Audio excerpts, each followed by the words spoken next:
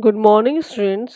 आज हम BSc part 2 physics के first paper thermodynamics and statistical physics में unit 2 chapter 4 production of low temperature में लिक्विड हीलियम 1 और 2 के बारे में पढ़ेंगे और इसके गुणों का अध्ययन करेंगे।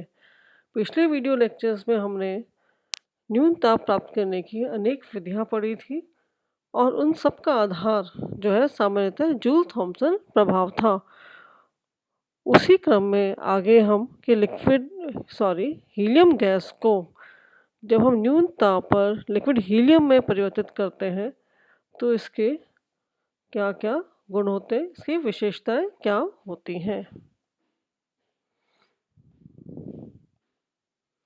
सामान्य गैसें जैसे ऑक्सीजन, नाइट्रोजन, हाइड्रोजन के शीतलन की तुलना में लिक्विड हीलियम गैस का जो शीतलन है वो विलक्षण विचित्र गुण उत्पन्न करता है।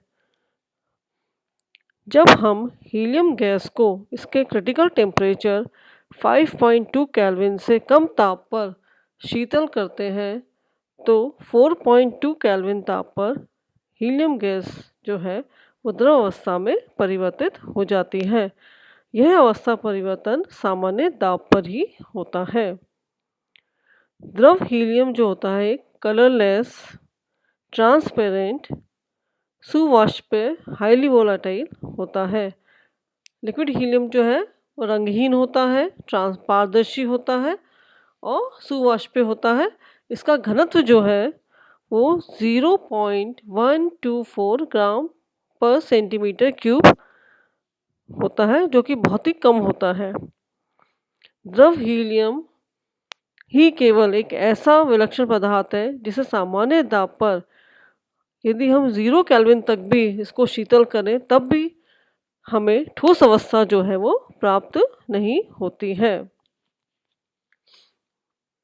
जबकि अन्य सभी गैसें इस अवस्था में ठोस में परिवर्तित हो जाती हैं। अतः हम कह सकते हैं कि सामान्य दाब पर लिक्विड हीलियम का कोई फ्रीजिंग पॉइंट हिमांक नहीं होता है। लेकिन कीसम नाम के साइंटिस्ट ने यह ज्ञात किया कि एक निश्चित दाब से अधिक दाब पर द्रव हीलियम को भी हम ठोस हीलियम में परिवर्तित कर सकते हैं।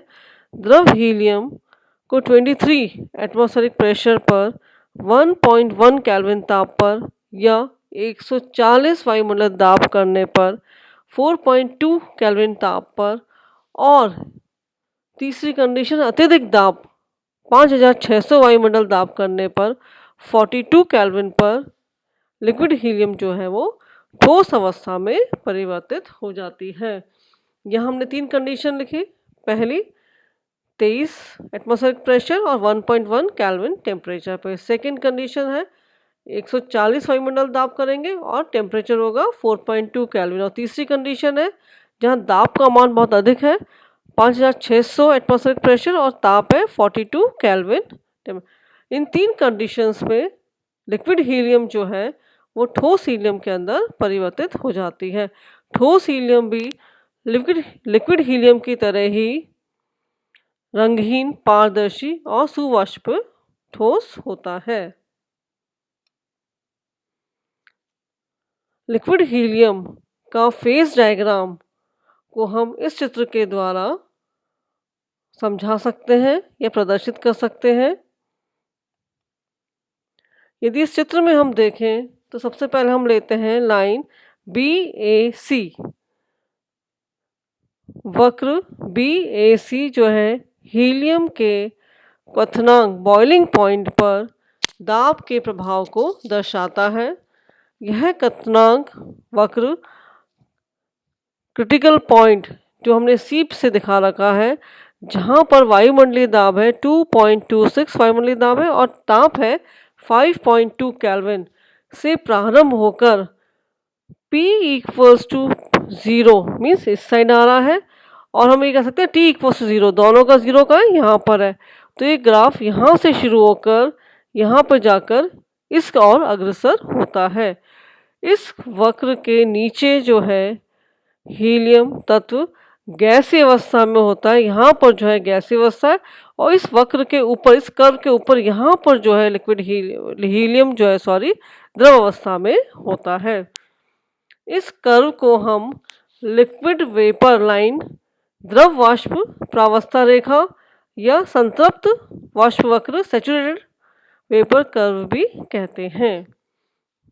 इसको एक बार हम फिर समझ लेते हैं।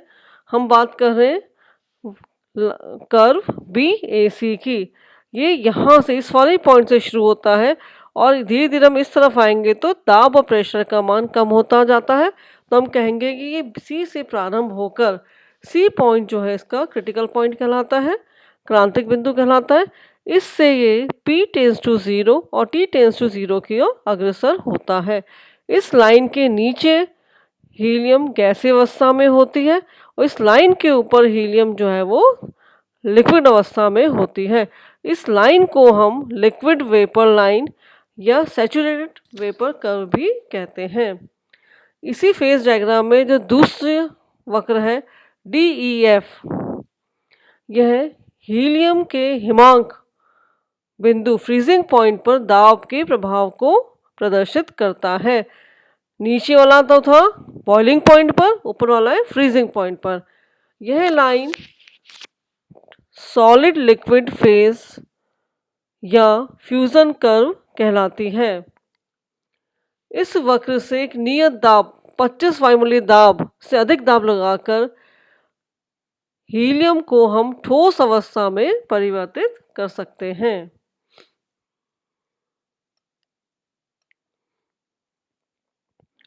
अन्य पदार्थों की भांति द्रव हीलियम का हिमांक वक्र DEF, कथनांक वक्र BAC दोनों एक बिंदु पर नहीं मिलते। अर्थात ये हम इसको दोबारा समझ सकते हैं। यहाँ पर ये दोनों वक्र जो है किसी भी एक बिंदु पर नहीं मिलते, बल्कि इनको एक रेखा मिलाती है। अतः हम ये कह सकते हैं कि किसी भी ताप पर हीलियम की तीनों अवस्थाएं साम्य अवस्था में नहीं पाई जाती। अर्थात हीलियम का कोई भी त्रिक बिंदु ट्रिपल पॉइंट नहीं होता। एक ऐसा कोई भी बिंदु नहीं जहाँ तीनों अवस्थाएं साम्य अवस्था में हो। सैचुरेटेड वेपर प्रेशर वक्र BAC पर एक बिंदु A, जहाँ पर की प्रेशर 0.05 एटमॉस्फेरिक प्रेशर और ताप है 2.17 केल्विन होता है। यहाँ पर हम देखें तो कर्व के कर्वेचर रक्ता में परिवर्तन होता है। इस बिंदु को हम लैम्डा बिंदु कहते हैं। इस वाले पॉइंट की बात करें, यहाँ हम देखें तो यहाँ पर कर्वेचर में परिवर्तन है। इस बिंदु को हम लैम्डा बिंदु कहते हैं।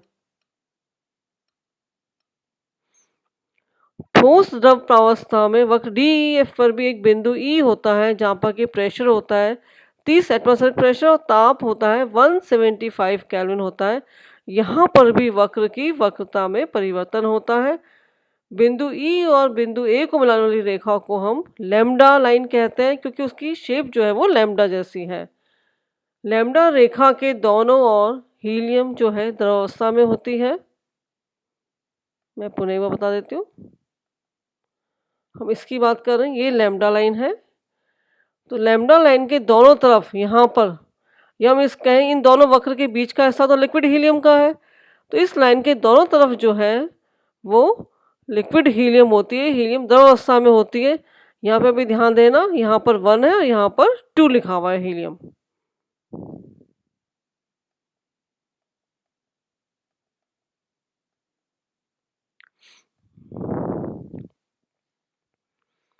लैम्डा रेखा के दोनों ओर हीलियम द्रवावस्था में होती है। इसके दाहिने ओर का द्रव हीलियम अन्य सामान्य द्रवों की भांति व्यवहार करता है। इसे हम लिक्विड हीलियम 1 कहते हैं, राइट हैंड साइड वाला। और लैम्डा लाइन के लेफ्ट हैंड साइड में जो लिक्विड हीलियम होता है वो असामान्य व्यवहार करता है। इसे हम लिक्विड हीलियम 2 से प्रदर्शित करते हैं। और इस लैम्डा लाइन को हम फेज ट्रांजिशन लाइन, प्रावस्था संक्रमण रेखा भी कहते हैं। अब हम द्रव हीलियम के असामान्य गुणधर्म पढ़ेंगे। अब नॉर्मल प्रॉपर्टीज जो पढ़ेंगे, इसका हम किसको पढ़ेंगे, हीलियम 2 को पढ़ेंगे डिटेल में। हमने देखा लैम्डा लाइन के जो राइट हैंड साइड में है वहाँ तो लिक्विड हीलियम 1 है जो कि नॉर्मल लिक्विड्स की तरह व्यवहार करता है, जबकि लैम्डा लाइन के लेफ्ट के अंदर जो है लिक्विड असामान्य गुणों को प्रदर्शित करता है, उसे हम हीलियम 2 कहते हैं। तो उसी हीलियम 2 के हम एक तरह से गुणधर्म पढ़ेंगे। सबसे पहले घनत्व, डेंसिटी। क्रेमलिन नाम के साइंटिस्ट ने 1922 में अपने प्रयोगों से ज्ञात किया कि लिक्विड हीलियम को जब हम 4.2 केल्विन से 1 केल्विन तक शीतल करते हैं तो ये देखते हैं कि पहले तो ताप घटाने पर लिक्विड हीलियम का जो है घनत्व में वृद्धि होती है और 2.19 केल्विन पर यह घनत्व अधिकतम होता है। इसके पश्चात ताप और घटाने पर घनत्व का मान जो है धीरे धीरे घटता जाता है। अर्थात चूंकि घनत्व का मतलब क्या होता है, मास पर यूनिट वॉल्यूम को हम घनत्व कहते हैं, एकांक आयतन के द्रव्यमान को हम घनत्व कहते हैं। तो जब हम कह रहे हैं घनत्व का मान कम हो रहा है, इसका मतलब आयतन बढ़ रहा है, क्योंकि मास अपॉन वॉल्यूम होता है। तो यदि घनत्व घटता है तो इसका मतलब आयतन में वृद्धि हो रही है। तो यहाँ हम देखें तो हम ये कह सकते हैं कि 2.19 से इस साइड का तो लिक्विड हीलियम 1 है, इस साइड जहाँ पर कि ताप को घटाने के साथ साथ कमी हो रही है घनत्व के अंदर, वो है हमारा लिक्विड हीलियम 2। यहाँ पर ताप घटाने में वृद्धि हो रही है। इस ग्राफ को हम इस तरह से पढ़ेंगे, राइट टू लेफ्ट पढ़ेंगे। तो ताप कैसे जा रहा है, 0 1 2 3 4। हम कह रहे हैं ताप घटा रहे हैं तो हम कहेंगे 4 से 3, 3 से 2, 2 से 1।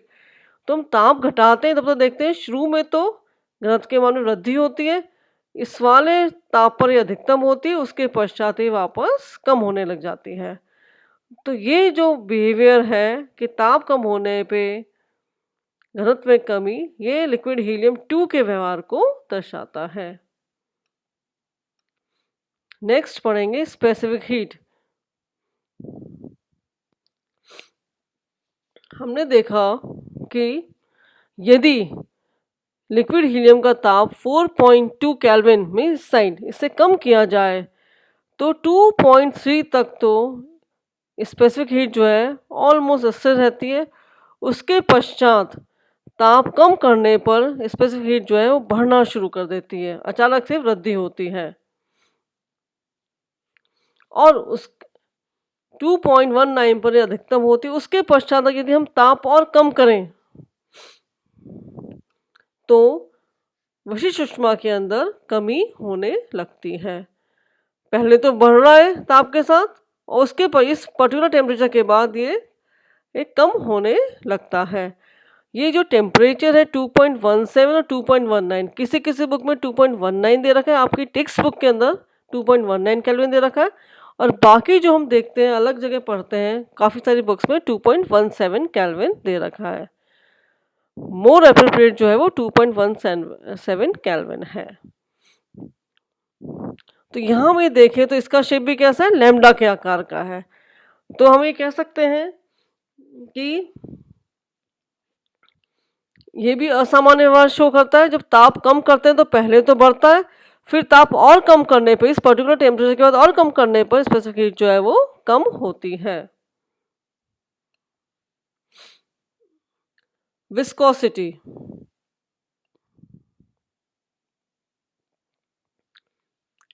पहले हीलियम गैस के भांति ताप कम करने पर पहले तो स्थिर रहता है, फिर हम ताप और कम करेंगे तो ये घटना शुरू होता है।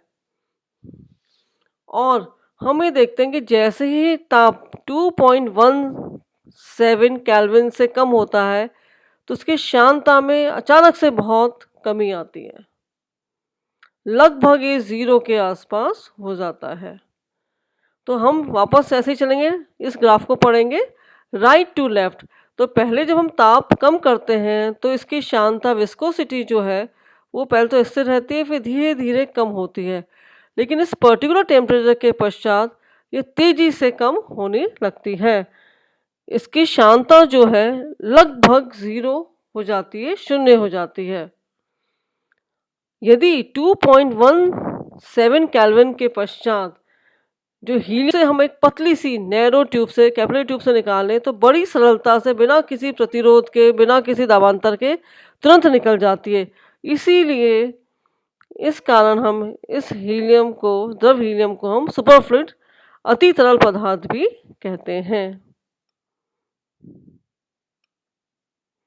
ऊष्मा चालकता। लिक्विड हीलियम की ऊष्मा चालकता सामान्य ताप पर गैस की भांति होती है और इसकी ऊष्मा चालकता जो है वो 10⁻⁴ की कोटि के होती है अपने नॉर्मल टेम्परेचर पर। लेकिन लिक्विड हीलियम 2 की जो थर्मल कंडक्टिविटी है, ऊष्मा चालकता जो है वो असाधारण रूप से बहुत अधिक होती है। यह तांबे की ऊष्मा चालकता से 800 गुना, द्रव हीलियम 1, लिक्विड हीलियम 1 की ऊष्मा चालकता से 13.5 गुना अधिक होती है। लिक्विड हीलियम 2 की ऊष्मा चालकता जो है वो 820 कैलोरी सेंटीमीटर सेकेंड केल्विन होती है।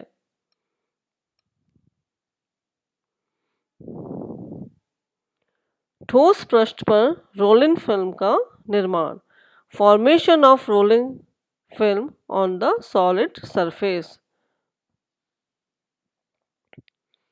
लिक्विड हीलियम जो है अत्यधिक गतिशील पारदर्शी फिल्म की भांति ठोस पृष्ठ पर विसर्पण क्रीप कर सकती है।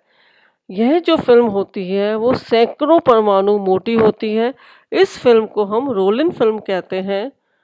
और ये हमें कैसे प्राप्त करते हैं, ये हमें चित्र से अच्छे से समझ में आएगा। सबसे पहले हम क्या करते हैं, खाली टेस्ट ट्यूब को लिक्विड हीलियम के टब में कुछ गहराई तक डुबोते हैं। ये टब है लिक्विड हीलियम से भरा हुआ, हमने खाली टेस्ट ट्यूब को इसमें कुछ गहराई तक डुबोया तो क्या होगा, यहाँ से रोलिंग फिल्म के द्वारा लिक्विड हीलियम जो है वो परख नली के पृष्ठ पर चढ़ना शुरू होगा और ये इसके परख नली के अंदर आ जाएगा। और ये जब तक अंदर आता रहेगा जब तक इन दोनों का तल, टेस्ट ट्यूब के अंदर जो लिक्विड हीलियम है और टब के अंदर जो लिक्विड हीलियम है, दोनों का पृष्ठ तल जो है वो समान नहीं हो जाता। फिर समझो इस बात को, हम क्या करते हैं, पहले लिक्विड हीलियम से भरे एक टब के अंदर खाली टेस्ट ट्यूब को हम डुबोते हैं। तो टेस्ट ट्यूब का जो पृष्ठ है इसके सहारे रोलिंग फिल्म के द्वारा लिक्विड हीलियम जो है चढ़कर टेस्ट ट्यूब के अंदर आ जाती है और जब तक अंदर आती रहेगी जब तक इन दोनों का जो है तल समान नहीं हो जाए। इसी तरह से यदि हम लिक्विड हीलियम से भरी टेस्ट ट्यूब किसी हीलियम टब में रख दें तो इसके टेस्ट ट्यूब के पृष्ठ के सहारे रोलिंग फिल्म के द्वारा लिक्विड हीलियम जब तक बाहर जाती रहेगी टब के अंदर जब तक इन दोनों का जो है सरफेस तल जो है समान नहीं हो जाए। और तीसरी कंडीशन, यदि टब से हमने कुछ ऊपर तक लिक्विड हीलियम से भरी एक टेस्ट ट्यूब रखी तो रोलिंग फिल्म के सहारे लिक्विड हीलियम जो है इस टेस्ट ट्यूब के पृष्ठ के धीरे धीरे बूंद के रूप में इसके अंदर घिरती रहेगी जब तक कि ये टेस्ट ट्यूब खाली नहीं हो जाए। इन दोनों के अंदर तो टेस्ट ट्यूब जो है वो टब के अंदर डूबी हुई है, यहाँ पर ये टब से ऊपर है, तब भी रोलिंग फिल्म के द्वारा धीरे धीरे यहाँ से निकल के ये द्रव के रूप में जो है टब के अंदर घिरती रहेगी। द्रव हीलियम के स्थानांतरण की दर, स्थानांतरण की मीन्स जो चल रहा है हीलियम जो है पृष्ठ के साथ साथ खिसकता है, उसकी दर द्रव पृष्ठों के तल के अंतर पर निर्भर नहीं करती कि दोनों पृष्ठों के अंदर, दोनों सरफेस के अंदर कितना अंतर है, बल्कि ठोस पृष्ठ मीन्स टेस्ट ट्यूब वाला पृष्ठ है इसके अंदर हमारा, जिस पर कि द्रव विसर्पण करता है कि क्षेत्रफल द्रव के ताप पर निर्भर करती है। यह ठोस पृष्ठ की प्रकृति पर भी निर्भर नहीं करती। Fountain effect.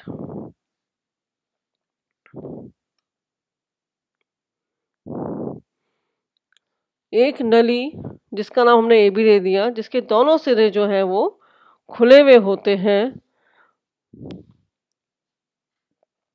लेते हैं।